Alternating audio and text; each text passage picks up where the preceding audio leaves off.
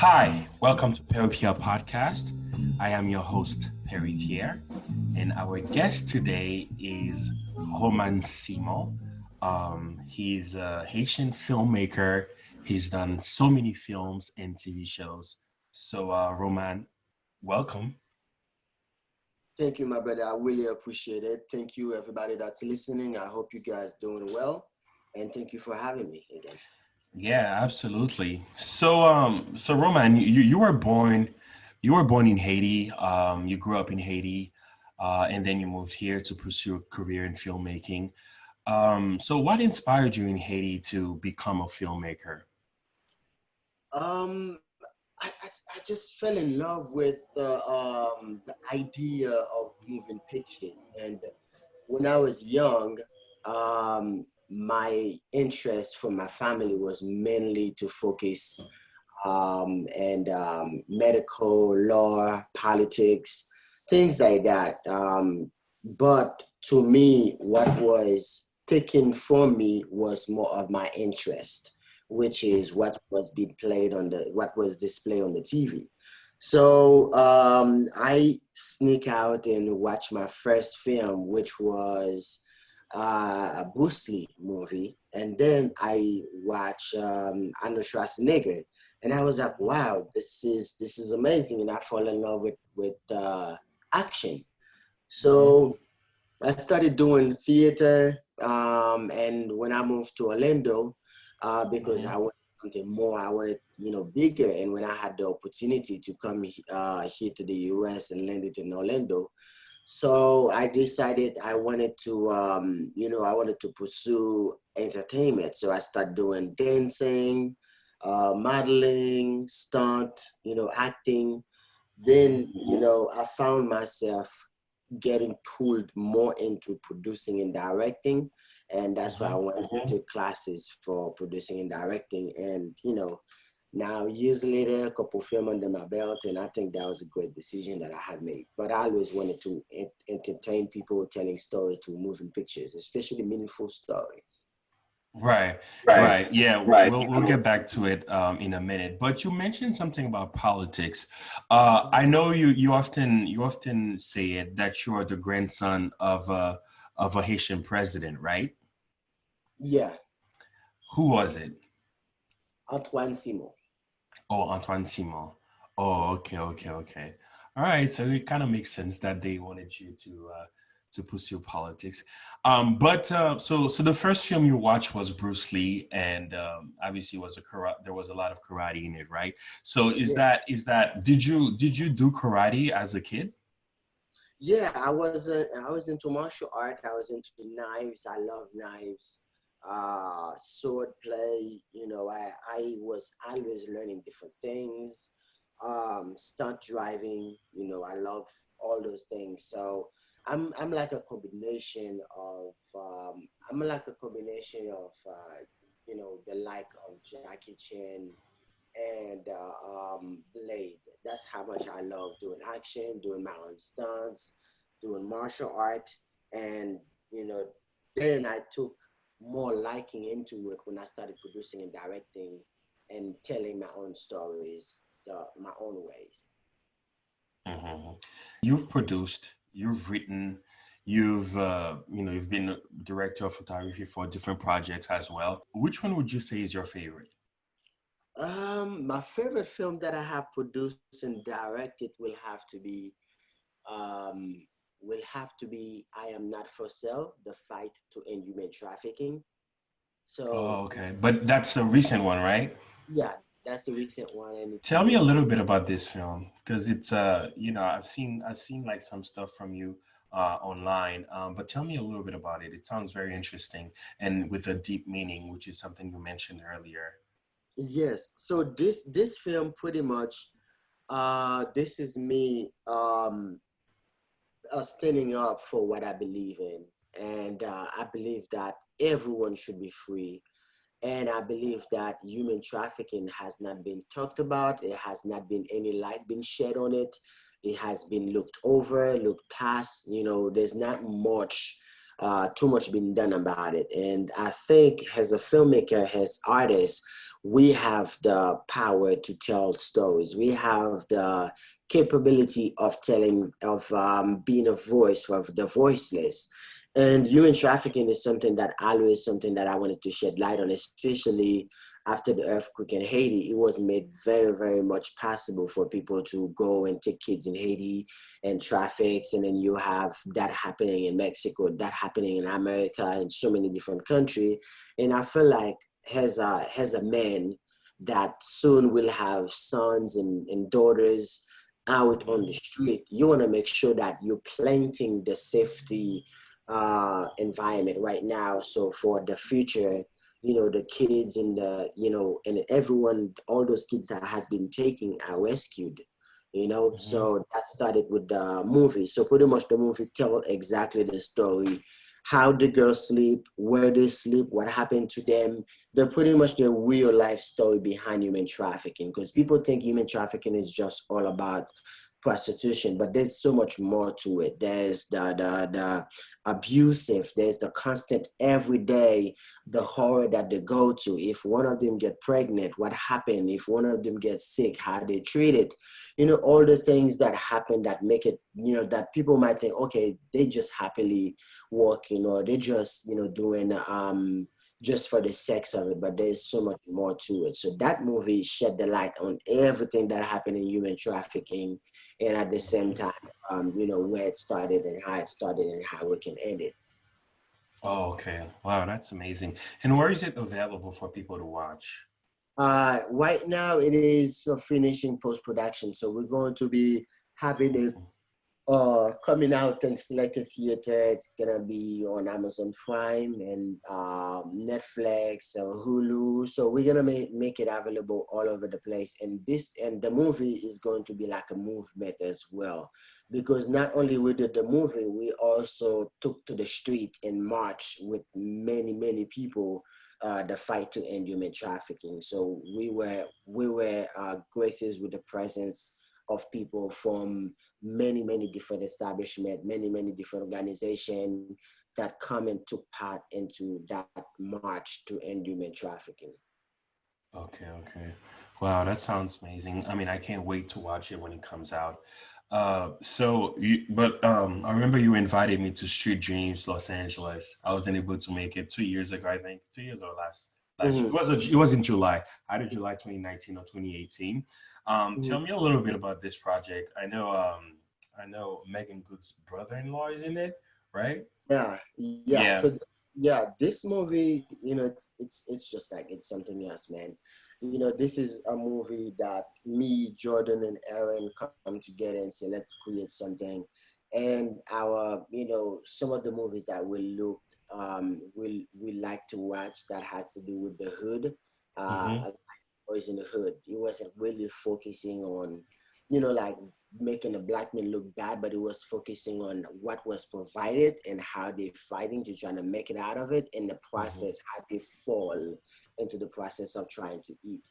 So this Mm-hmm. movie pretty much tells the story of a young black man who wants to be more than a black man who was raised or grew up in the hood. He wanted to be somebody that goes and join the law enforcement and trying to help his hood and trying to save his hood, and for all the kids that were dying young, for that to stop happening. So it has a lot of action in it. It has the family orientation in it. It has the love part in it. So it's a very good movie, I would say. Oh, okay. Yeah, and it's available on YouTube now, right? Yeah, it's on YouTube for free. It's on Amazon Prime. It's on Voodoo. It's Black Entertainment. It's in so many different platforms now. Distributed by Maverick Entertainment.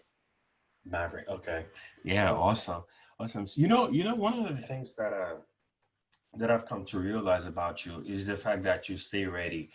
In the sense as a filmmaker, you have your own camera, which makes it easier for you to get a job as a DP. You have an editing software system as well, right? So I think that's an amazing thing, especially as a filmmaker, especially as a Black filmmaker, and especially as an independent filmmaker. Mhm. But as a DP, what's your favorite camera to use, and why? I love using the red because of the richness of the skin and the color manipulation, all the things that you can provide. I've Mhm. used the Alexa a couple of Yeah, times, the but Ari. at the area, I started a long time ago with DSLR, but I think when I was introduced to Red and when I was introduced to Alexa, I think that my prayer was answered because I wanted something can that I can buy, even though that Hmm. the lifestyle of owning red cameras are very expensive, but the Hmm. end result always the best because if you wanna make it to the top, you have to start playing, doing things like how Hollywood is doing it. How big directors and producers and directors of photography. Even though you don't have that kind of money that they have, but at the Hmm. same time, don't keep yourself low. Don't cheat yourself. Just go all out, and you never know that project could be the project that gets you off the ground. But everything you do, always put your 100% into it. But I love using the red. It gives so much depth of field, and so much that once you get to the editing room, that you can Hmm. do the color manipulation, the product that come out at the end of the day. It's worth Hmm. it. Oh, okay. Yeah, I enjoy films that are made by the Red camera as well. And what about editing software? Like, which software do you use? Like, editing system, which software do you specifically use? We use Final Cut Pro and Adobe Premiere, and we also have the other ones, Hmm. um, but so far this one has been the best. And a majority of people love love the Final Cut, and majority of people love Adobe Premiere. Personally, daily on a daily basis, I will use the Adobe Premiere more. Okay. Were you in Fine China by Chris Brown? Yeah, how do you know that? Oh, okay. No, because I was looking at your IMDb credits this morning and I saw Fine China by Chris Brown. I know Jimmy Jelly was in it. Yeah, Um, yeah, it's good, good person, good friend of mine. oh, okay. So you were able to get through it, getting it through him, or? No, that's something that I got through an agent, and then I also was part of the crew as well. Okay, Uh, okay. I love Fine China. That was actually we want to make the movie of that story because that's that story, that love story, man. It's gonna Yeah. be what people want to see. And right now working with Ray J, has the main person doing videos and things like that for him. So I feel like he's very very talented person, has an R&B singer. So I'm learning more and more in the music department. Oh, okay. Yeah, that's fascinating. But didn't you work with Jeannie on another project, like a film? I think Nadesh Four was in it. Yeah. We have a feature film. It's a horror film called Voodoo Retribution. Hmm. So we did the trailer of it, and we're going to do the full movie very soon. Oh, okay, so it's not fully shot yet. Mm. Do you plan to shoot anything in Haiti? Actually, yes, I have two films that I want to do in Haiti. Mm-hmm. Them one of them involve people like Lindsay Lohan, a couple of the American taking them to Haiti, Mm-hmm. and also want to tell the story of my grandfather Antoine Simon, how he Mm-hmm. started, and what was his mission, and the fact that he wanted equality and he wanted to do more for the people, Mm-hmm. instead of how it is that the rich get richer and the poor stay poor. I think that's Mm-hmm. a something that he wanted to end.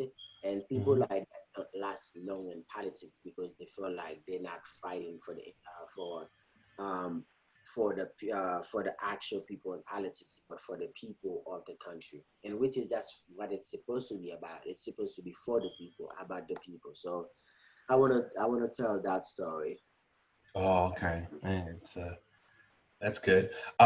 Lucky Strike. So let's talk about Lucky Strike for a minute. First of all, why do you like? I feel like you like that name because you have a film festival and a film company named Lucky Strike, right? Mhm. Oh, yeah. So what is the meaning behind it? Lucky strike. So this is it's something that I feel like, being somebody that's blessed, somebody that's lucky. It could be like a lucky movie deal. It could be the luck of you finding your partner in life, as a relationship, the luck of you waking up every day and do it and keep to do what you love. And the strike is about striking that particular, thing that you do every day in a hope that you're going to make something great out of it. So that name and the logo, everything was well thought about. Lucky Strike Films, it's that's what it's really all about. And I was able to be lucky to strike the opportunity to meet with you, and now doing Mhm. this with you, and possibly going to be working with you in the future. So that's really what life is about. It's what you manifest, and it's what you put out there, and it's how you present yourself. Oh, okay. Yeah, that Yeah, makes and sense.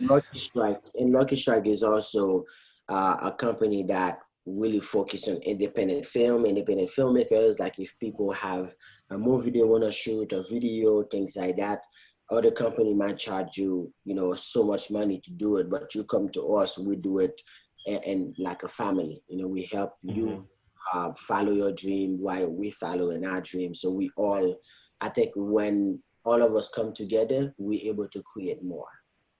Yeah, no, I agree. Yeah, I think you're doing a great job, man. You directed a video too for Alan Cave, who was like one of my favorite singers of all time. Oh, yeah. Yeah, yeah, no, he's definitely one of my faves. And what about the film festival, Lucky Strike Film Festival? Is it still happening? Yeah, it's the festival is still happening actually. Right now, it's supposed to happen every September, but we're going to push this September because of this whole thing that's happening. Yeah. I'm also thinking about if I should do it online, but I'm going to, and then also the campaign that I'm going to have for the You Mature African movie, I want to Hmm. push to the academy. So we're gonna start putting packages together to start Hmm. pushing it and taking to the street and pushing, doing a campaign to make it to get even an awarding at the academy or nomination. You Right. know, because that story really, really need to be told. Yeah, no, I mean, I can't wait to watch it. So for those of you who don't know, like a lot of the times when films come out, film companies or film studios, they market their films to Mhm. the academy. What they do, they could hold like a screening at the studio, or whatever they're doing, but they could hold like a screening, and they invite some members of the academy for them to come and to actually watch the film and talk about the film, like the importance behind it and everything. So yeah. What is your dream project? Like that one project that you've been trying to make, that you haven't been able to, maybe because of financing or for different reasons, or maybe because you haven't been able to get the cast members that you want yet. Do you have any? Yes, actually, I have two. One based off my book. It's a vampire love story. It's called Mm-hmm. Red Black: The Power of Love. Mm-hmm. Uh, and it's kind of like a cross of Blade meet Twilight, but deeper, deeper. So that's my dream action film. I love the vampire film, so I want to make something that's different, but Mm-hmm. yet people going to love. So that's one. And if people want to know more about that, they can go and check out the book on Amazon, Red to Black: The Power of Love, and it's also on Barnes and Noble everywhere. So then I have Dancing at Dawn. It's another film that I want to do. It's like the modern day Romeo and Juliet. And the budget of that is like 15 million. And I want to work with Matthew McConaughey, Leonardo DiCaprio, Samuel Jackson, Angela Bassett. Those are people I want for it. So until I get that, I won't do it because I feel like those people will tell that story so well. So right now it's the process of getting, $20 million to do that kind of movie, Yeah, you told me Red to Black, the book you wrote, that you were able to use some of the money that you made off of it to finance some of your films. So, which is like a struggle that pretty often filmmakers go through, like to be able to get money to make their films.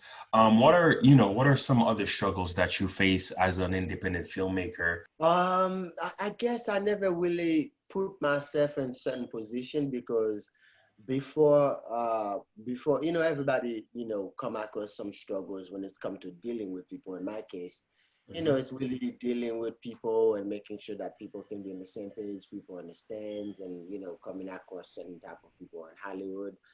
But Mm-hmm. for me, I wanted so much more than somebody who was looking for a handout. I created my own. That's why I started Lucky Strike Film Studio. So Mm-hmm. that I have my equipment, I have my team. Whenever I'm ready to tell a story, I don't have to wait for people.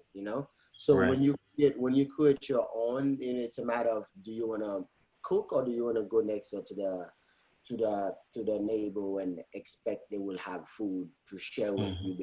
you, if they have any leftover, or do Mm-hmm. you want to create your own and have your own food and have your own leftover? So that's pretty much, that's kind of a weird way to put it, but I've been working very, very hard to provide and create my own empire where I Mm-hmm. can say, when do I wake up, when do I go to sleep, when do I shoot, when do I don't, so that way I don't have Mm-hmm. to wait for nobody else to slate me. Yeah, no, I see that. No, I know. I know. Well, I wish you the very, very best. I know Lucky Strike is gonna be, popping films for the next 30, 40, 50 years.